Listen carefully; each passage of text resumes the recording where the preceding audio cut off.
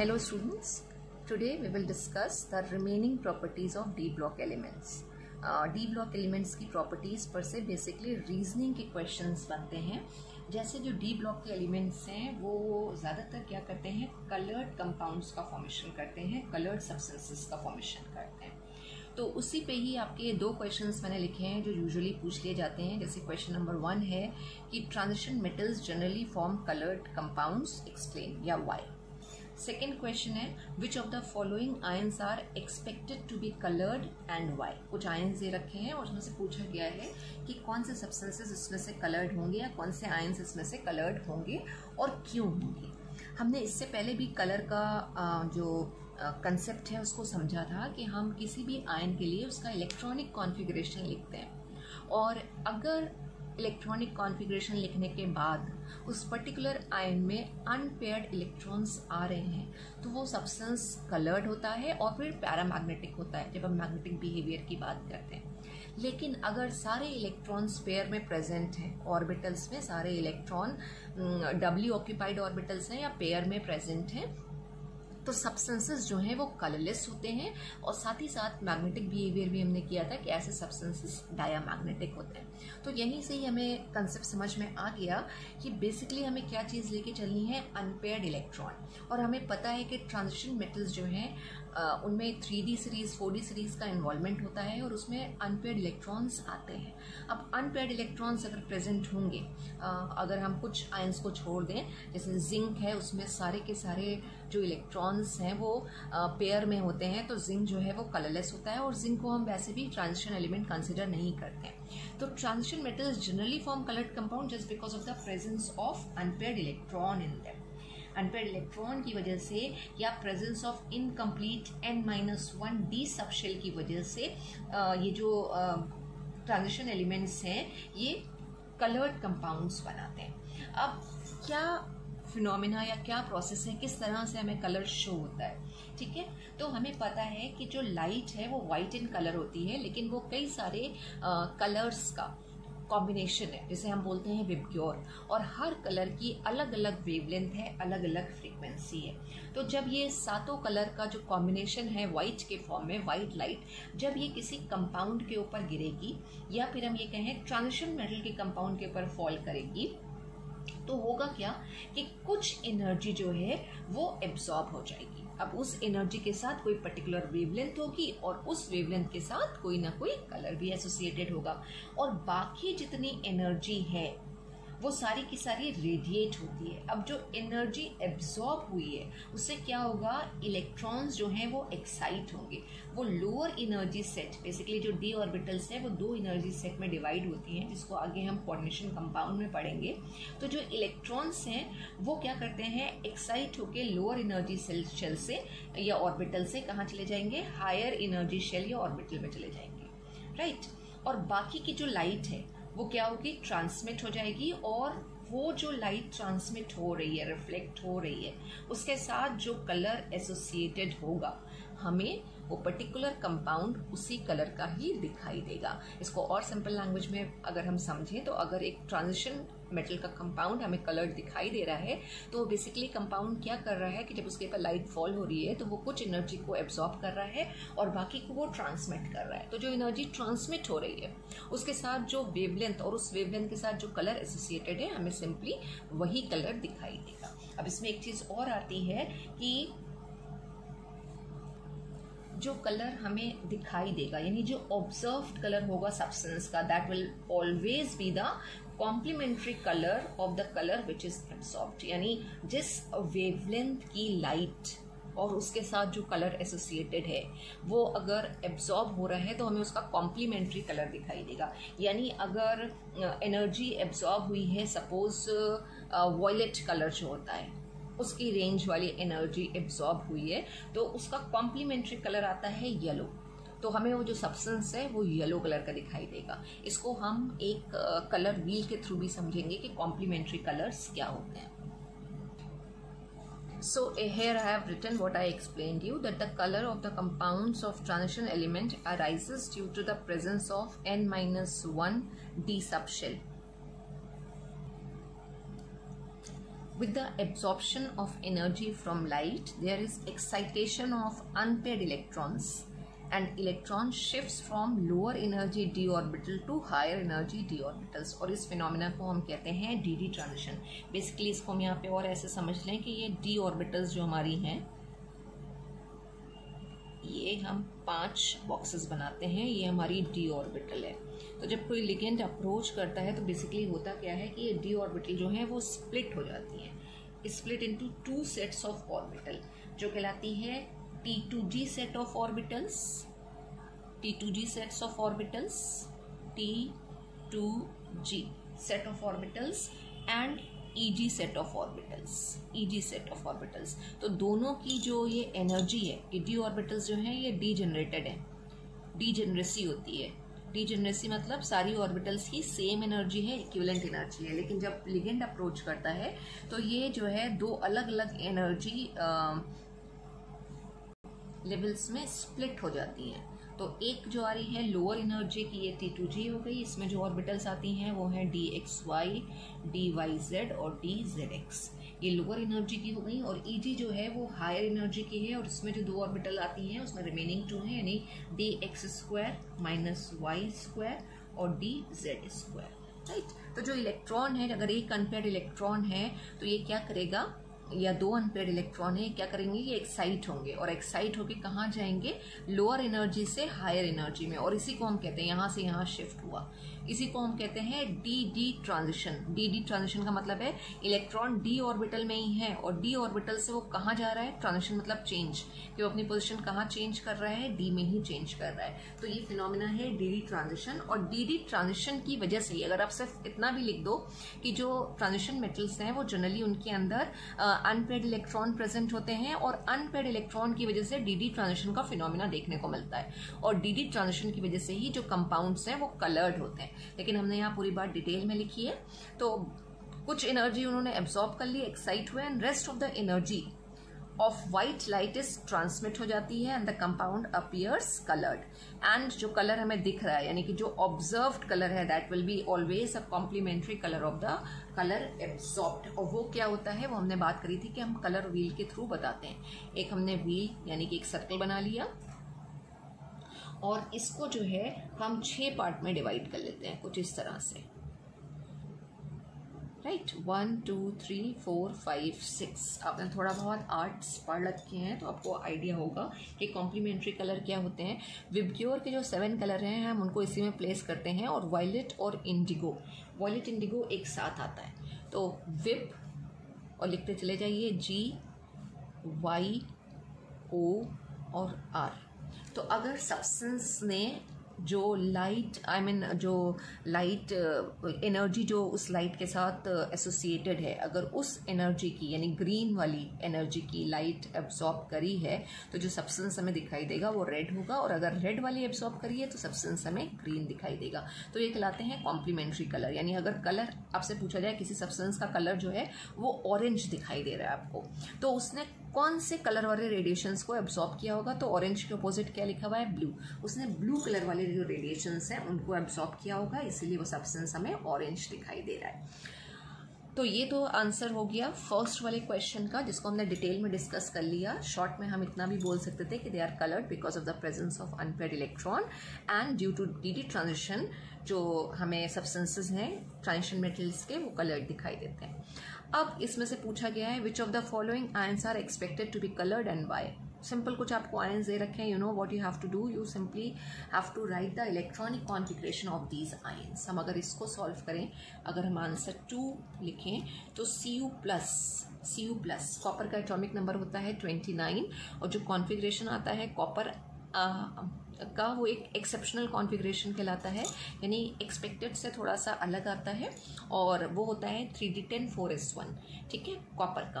अब उसमें से अगर एक इलेक्ट्रॉन निकल गया तो हमारे पास कॉन्फ़िगरेशन क्या बचेगा, 3d10 तो यहाँ पे कोई भी अनपेयर्ड इलेक्ट्रॉन नहीं है, तो ये आयन कैसा होना चाहिए, ये आयन हमारा कलरलेस होना चाहिए, कलरलेस। अब यही अगर हम Fe2+ ले लें, Fe2+ आयरन का एटॉमिक नंबर होता है 26, और 26 के लिए जब आप कॉन्फ़िगरेशन लिखेंगे तो वो आएगा 3d6 और 4s2। अब 2 इलेक्ट्रॉन आयरन ने डोनेट किए हैं, ऑक्सीडेशन स्टेट +2 है, तो कॉन्फ़िगरेशन क्या हो जाएगा 3d6 और 4s0। अब 3d6 में डेफिनेटली क्या होगा, अगर हम इलेक्ट्रॉन की फिलिंग करें तो ये हमारे पास ऑर्बिटल्स हैं, हंट्स रूल को फॉलो करते हुए हमने इलेक्ट्रॉन को फिल किया और यहाँ पे क्या आ रहा है 4 अनपेयर्ड इलेक्ट्रॉन दिख रहे हैं। तो सब्सटेंस कैसा होना चाहिए, कलर्ड। तो इसी तरह से हम सारे आयंस के कॉन्फ़िगरेशन लिख के चेक कर सकते हैं कि सब्सटेंसेस कलर्ड होंगे या कलरलेस। नेक्स्ट है Mn2+। Mn2+ का कॉन्फ़िगरेशन आएगा 3d5, 5 अनपेयर्ड इलेक्ट्रॉन है, तो सब्सटेंस कैसा होना चाहिए, कलर्ड होना चाहिए ये भी। उसके बाद हमारे पास है Cr3+। Cr3+ का कॉन्फ़िगरेशन होगा 3d3 और 3d3 में भी क्या होगा, कलर्ड होगा। और अगर हम बात करें Sc3+ की, स्कैंडियम, ठीक है, स्कैंडियम का एटॉमिक नंबर होता है 21, 18 इलेक्ट्रॉन निकाल देंगे आप तो 3 इलेक्ट्रॉन बच रहे हैं, वो तीनों इलेक्ट्रॉन इसने डोनेट कर रखे हैं, तभी 3+ ऑक्सीडेशन स्टेट है। तो ये सब्सटेंस क्या होना चाहिए, ये होना चाहिए कलरलेस, क्योंकि इसका कॉन्फ़िगरेशन आएगा 3d0। और लास्ट हमारे पास है Ti4+। Ti4+ में भी जो कॉन्फ़िगरेशन होगा वो होगा 3d0 और 3d0 है, तो ये भी क्या होना चाहिए, कलरलेस होना चाहिए। ये क्वेश्चन कई बार एग्जाम में पूछा गया है। तो आपको कोई भी आयन दे रखे हो, आप सिंपली उसका कॉन्फ़िगरेशन लिखिए और फाइंड आउट कर लीजिए। अनपेयर्ड इलेक्ट्रॉन है तो कलर्ड, अनपेयर्ड इलेक्ट्रॉन नहीं है तो कलरलेस। क्यों, क्योंकि डी ट्रांजिशन पॉसिबली नहीं होगा। डी ट्रांजिशन के लिए अनपेयर्ड इलेक्ट्रॉन का होना बहुत ज़रूरी है। डी ब्लॉक एलिमेंट्स की एक और प्रॉपर्टी है कि वो बहुत अच्छे कैटलिस्ट होते हैं। इस पे भी आपसे रीजनिंग का क्वेश्चन पूछ लिया जाता है और स्ट्रेट क्वेश्चन है कि transition metals and their compounds act as catalyst, explain. अब अगेन कैटलिस्ट की तरह वो क्यों बिहेव कर पा रहे हैं, एक तो उनका साइज इतना अप्रोप्रिएट होता है कि वो बहुत अच्छे कैटलिस्ट की तरह बिहेव करते हैं, क्योंकि वो बहुत आसानी के साथ एक इंटरमीडिएट कंपाउंड बना लेते हैं रिएक्टेंट के साथ। और दूसरा जो रीजन है वो है availability of D orbitals. D orbitals होती हैं और डी ऑर्बिटल्स एम्प्टी भी होती हैं, अनपेयर्ड इलेक्ट्रॉन भी होते हैं, जिसकी वजह से वो क्या है, उनके अंदर एबिलिटी कि वो अपना ऑक्सीडेशन स्टेट चेंज कर सकते हैं। आपको पता है डी ब्लॉक के मेंबर्स जो है वो वेरिएबल ऑक्सीडेशन स्टेट शो करते हैं। हमने ऑक्सीडेशन स्टेट वाली प्रॉपर्टी में इस चीज को समझा था। तो अगर सिर्फ मेटल्स हैं तो वो क्या करेंगी, वो रिएक्टेंट्स को अपनी सरफेस पर बहुत अच्छे के साथ एडजॉर्ब करती हैं। एडजॉर्ब का मतलब होता है एडियर होना, चिपक जाना। तो मेटल की सरफेस पे रिएक्टेंट्स और मोस्टली गैसेस बहुत अच्छे से एडियर होती हैं और इस प्रोसेस में क्या होती हैं, एक्टिवेट हो जाती हैं। रिएक्टेंट एक्टिवेट हो जाएंगे तो वो आपस में कंबाइन करेंगे और प्रोडक्ट का फॉर्मेशन करेंगे। बहुत सारी रिएक्शंस हमने पढ़ी हैं, जिसमें से कॉमन है हेबर्स प्रोसेस। हेबर्स प्रोसेस में हम जो कैटलिस्ट यूज करते हैं वो है finally divided metal, iron metal को यूज करते हैं। तो आयरन मेटल की सरफेस के ऊपर, ये अगर हम बात करें आयरन मेटल है, इसकी सरफेस के ऊपर नाइट्रोजन और हाइड्रोजन जो गैसेस हैं, जो रिएक्टेंट्स हैं, बहुत अच्छे से एडजॉर्ब होते हैं, यानी कि स्टिक हो गए। तो just because of the availability of d orbitals and just to show means I mean transition elements show variable valencies or variable oxidation state, they can behave as and they are good catalyst. इसी को ही हम दूसरी तरीके से भी लिख सकते हैं इन टर्म्स ऑफ, अगर हम बात करें केमिकल काइनेटिक्स या काइनेटिक्स के टर्म में, कि ट्रांजिशन एलिमेंट्स हैव या tendency to show variable valencies and transition metal form unstable intermediate compounds with the reactants and they provide a new path with lower activation energy for the reaction. Basically reactant combine हो और product का formation करें, उसके लिए activation energy कम होना चाहिए। और अगर किसी भी reaction में हमने catalyst को use किया है तो जो activation energy होती है, यानी एक ऐसी energy जिसपे हमारे reactants आपस में combine करें। इसको ऐसे भी समझ सकते हैं कि अगर हमें चाय बनाना है और हमने वाटर, मिल्क, शुगर और टी लीव्स डाल के पॉट में रख दी और हमने गैस को ऑन नहीं किया, तो पॉसिबल नहीं है हम चाय बना पाए। हमें क्या करना पड़ेगा, गैस को ऑन करना पड़ेगा, एनर्जी को प्रोवाइड करना पड़ेगा। अब हमारे पास अगर एक्टिवेशन एनर्जी बहुत हाई है, यानी इतनी एनर्जी अचीव ही नहीं हो पा रही है कि जो रिएक्टेंट्स हैं वो प्रोडक्ट में कन्वर्ट हो, तो अगेन क्या होगा, हमारे प्रोडक्ट्स जो हैं वो कम बनेंगे। तो जो कैटलिस्ट हैं, वो कैटलिस्ट जो हम बात करते हैं ना कि कैटलिस्ट जो है वो रिएक्शन को स्पीड अप कर देते हैं, तो वो रिएक्शन को इसीलिए स्पीड अप कर देते हैं क्योंकि वो क्या कर रहे हैं, जो एक्टिवेशन एनर्जी है, यानी वो एनर्जी जो रिएक्टेंट को कंबाइन कराने के लिए ज़रूरी है, उसको घटा देते हैं। अब जब वो वैल्यू घट जाएगी तो रिएक्टेंट ईजिली कंबाइन होंगे और प्रोडक्ट का फॉर्मेशन करेंगे। तो ये इस क्वेश्चन का आंसर हो गया। हमारे पास एक और अच्छी प्रॉपर्टी है डी ब्लॉक एलिमेंट की, और जिससे अगेन क्वेश्चन पूछा जा सकता है, वो है ट्रांजिशन एलिमेंट्स का ऐसी टेंडेंसी कि वो कॉम्प्लेक्स कंपाउंड्स बनाए। अभी नेक्स्ट चैप्टर आपका कोऑर्डिनेशन कंपाउंड्स ही है, जिन्हें हम कॉम्प्लेक्स कंपाउंड्स कहते हैं। तो K4FeCN6 जो सबसे कॉमन कंपाउंड है, आपने पढ़ा भी है, या पोटेशियम परमैग्नेट आपने यूज भी किया है लैब में, पोटेशियम डाइक्रोमेट, K2Cr2O7, ये सारे कॉम्प्लेक्स कंपाउंड्स हैं।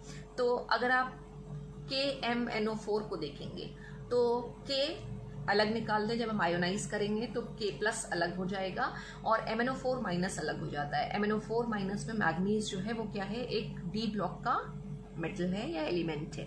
इसी तरह से K2Cr2O7 में जो मेटल इन्वॉल्व है, K2Cr2O7 भी जो है K2Cr2O7, जब हम इसको आयोनाइज करेंगे तो वी विल गेट 2K+, एक सिंपल आयन आएगा, प्लस Cr2O7 2- डाइक्रोमेट आयन आएगा।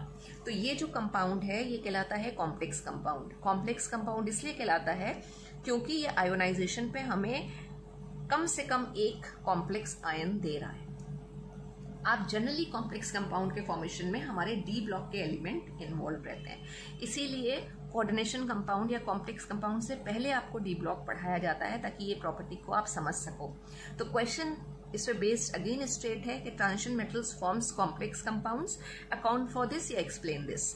तो किन किन रीजन की वजह से जो ट्रांजिशन मेटल्स हैं वो अच्छे या अच्छी तरह से कॉम्प्लेक्स कंपाउंड्स बनाते हैं। तो एक तो है उनका साइज। पहले एस ब्लॉक एलिमेंट्स हैं, उनकी मेटल्स हैं जिनका साइज थोड़ा बड़ा होता है, और जब पीरियोडिक टेबल में हम लेफ्ट टू राइट मूव करते हैं तो साइज डिक्रीज होता है। तो इनका साइज थोड़ा छोटा होता है, हाई न्यूक्लियर चार्ज होता है, और साथ ही साथ जो सबसे इंपॉर्टेंट प्रॉपर्टी है कि उनके पास वेकेंट ऑर्बिटल्स प्रेजेंट होती हैं ऑफ इक्विवेलेंट एनर्जी, जहां पे क्या होगा, जो डोनर एटम है वो जो इलेक्ट्रॉन्स डोनेट करेगा वो आसानी से उस एम्प्टी ऑर्बिटल के अंदर अकोमोडेट कर जाएगा। और ऐसे सारे सब्सटेंसेस जो इलेक्ट्रॉन पेयर डोनेट करते हैं उनको हम लुईस बेस भी कहते हैं, और हम क्या वर्ड यूज करते हैं, ligands. Ligands are basically electron pair donor species.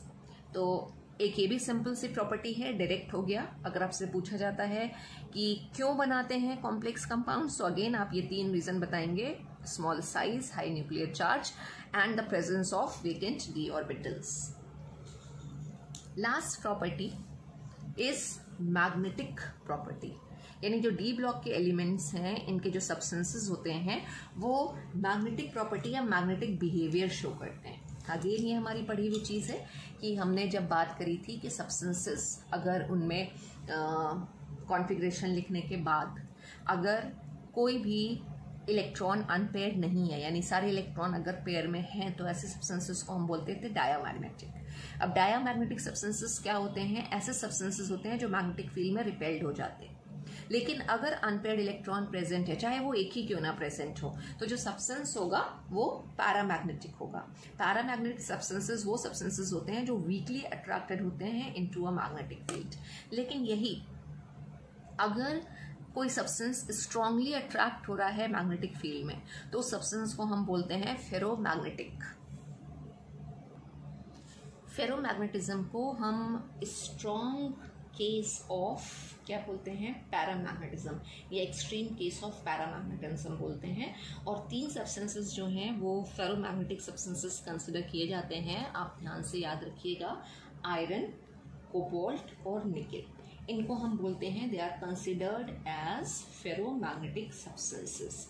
अब अगर हमें किसी सब्सटेंस का मैग्नेटिक मोमेंट कैलकुलेट करना हो तो हम कैसे करेंगे। अब आपको डेफिनेटली क्वेश्चन ज़रूर मिलेगा, चाहे वो एक कॉम्प्लेक्स दे दिया जाए, चाहे आयन दे दिया जाए, और आपसे पूछा जाए इसका मैग्नेटिक मोमेंट कितना होगा। तो मैग्नेटिक मोमेंट का कैलकुलेशन का शॉर्ट क्वेश्चन आपको मिलना ही मिलना है, आपके चाहे होम एग्जाम्स हो चाहे बोर्ड एग्जाम हो।